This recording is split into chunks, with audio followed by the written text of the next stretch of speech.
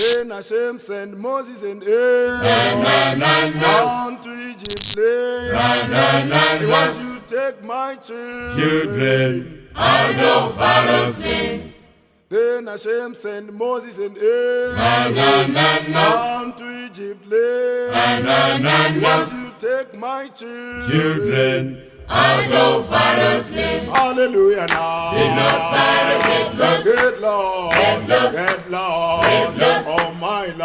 Did not Pharaoh get lost? Get lost. In the Red Sea. Hallelujah now. Did not Pharaoh get lost? Get lost. Get lost. Get lost. Get lost. Oh my Lord. Did not Pharaoh get lost?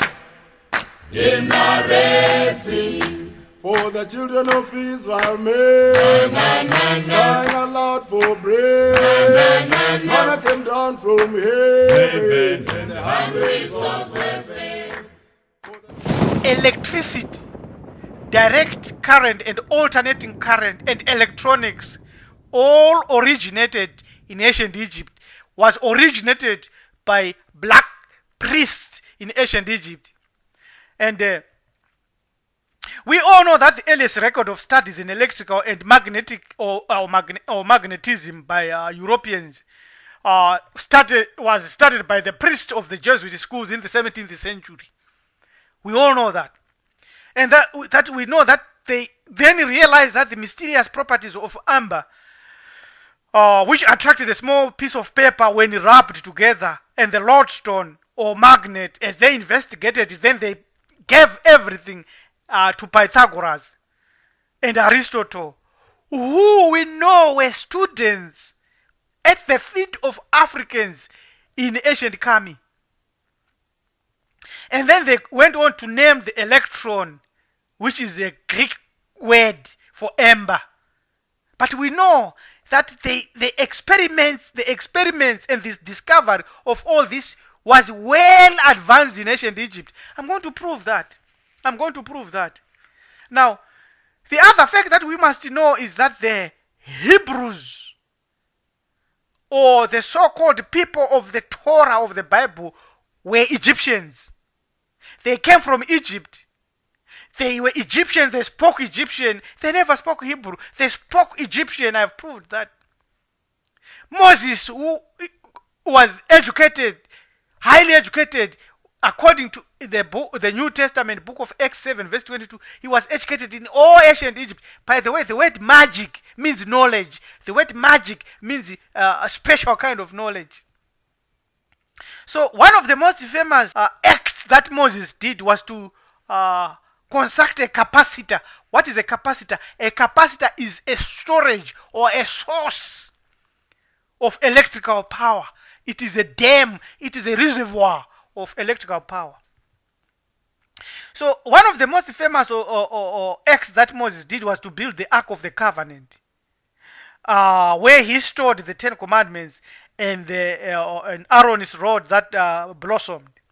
So once this was constructed, this ark or shrine was constructed, specially trained priests were to use it.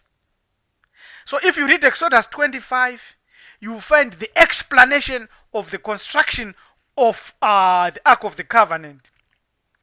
So a special priesthood, specially trained to handle the shrine, wore special clothing for protection, and they used a rod to ground or discharge the ark.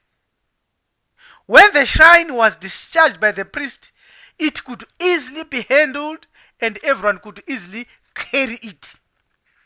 Anyone who had no knowledge about this, like Fuzzah in 1 Chronicles 13 verse 9, died. And when I'm reading 1 Chronicles 13 verse 9, it says, and when they came to the threshing floor of Chadona, Uzzah put out his hand to steady the ark when the oxen stumbled.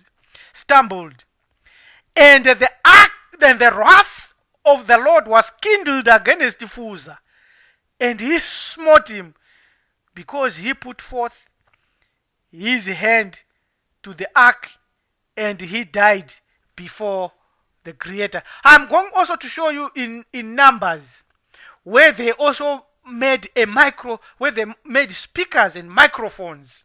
I'll prove it in one of the videos. I will post it very shortly. So we see that this was an electrical discharge. This was an electrical capacitor. When the positive and negative terminals of a charged capacitor or the shrine of this arc are brought close to each other, sparks could be seen. And if the capacitor is attached to a stable source of current, charging and discharging occur at specific rates. So this high voltage was necessary. This high voltage nature was necessary to charge the shrine or arc, which also was provided by the atmospheric potential difference between the sky and the ground. So the electrical gradient above the earth is 60 to 100 volts per meter, and in fair weather it would increase to 6,000 or 12,000 volts per meter under a thunderstorm. So shrines were usually placed on high mountains. Why? Naturally or artificially, to take advantage of this effect. Moses was no doubt a student and a scholar who had learned about the ark in the king's chamber of the great pyramid or Giza in ancient Egypt. So the container of the electrical mummy of Kufura, of Pharaoh Kufura, was also a part of a high voltage circuit. So with this tremendous power, Kufura was still able to communicate his will into this world using these powerful forces. So powerful was this achievement in those ancient times that even afterlife was firmly engraved in our psyche. So we believe in afterlife. Those black people that are atheists, they are choosing to destroy their own souls and to bury themselves with their false knowledge.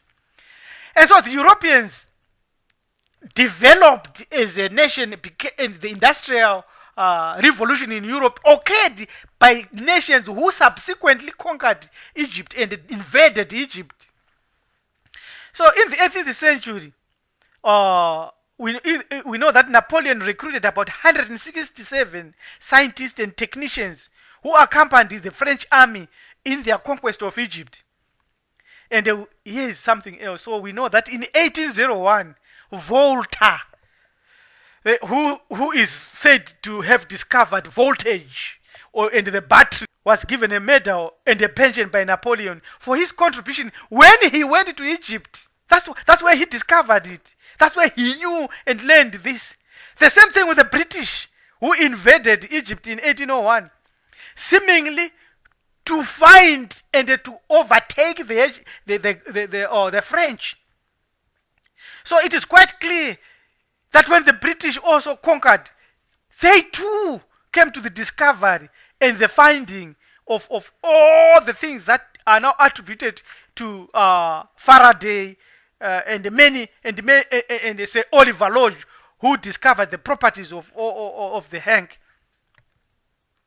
So Oliver Lodge was the first European to prove that lightning and sparks occur between a gap where high frequent discharges.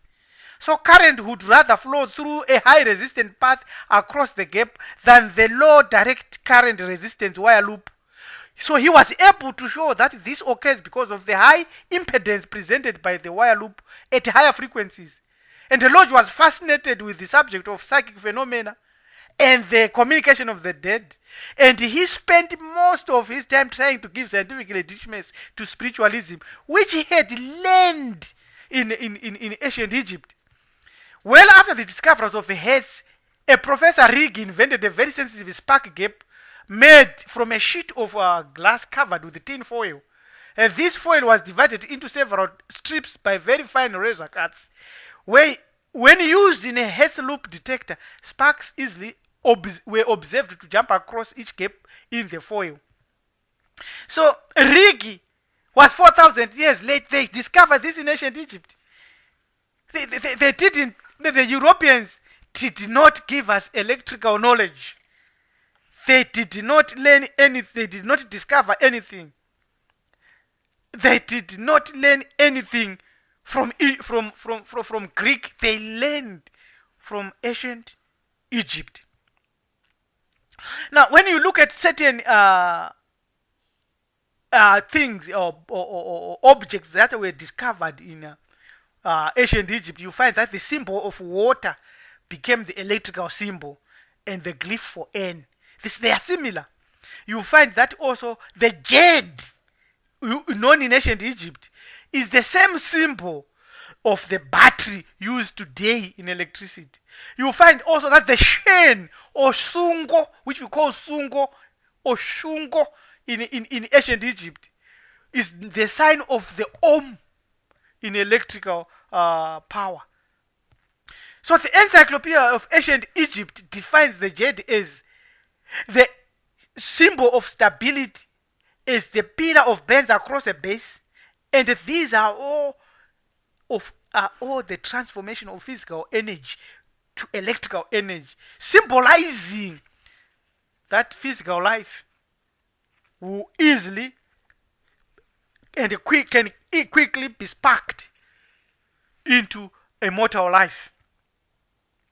So that's why we started by enumerating the principles of ancient Kemet, which are the knowledge, proof, and wisdom of the Creator, that the Creator is not a force but source, and also the laws of nature, which we are discussing an aspect of the laws of nature. So we want to, in our home, ancient Egypt is the source of our knowledge.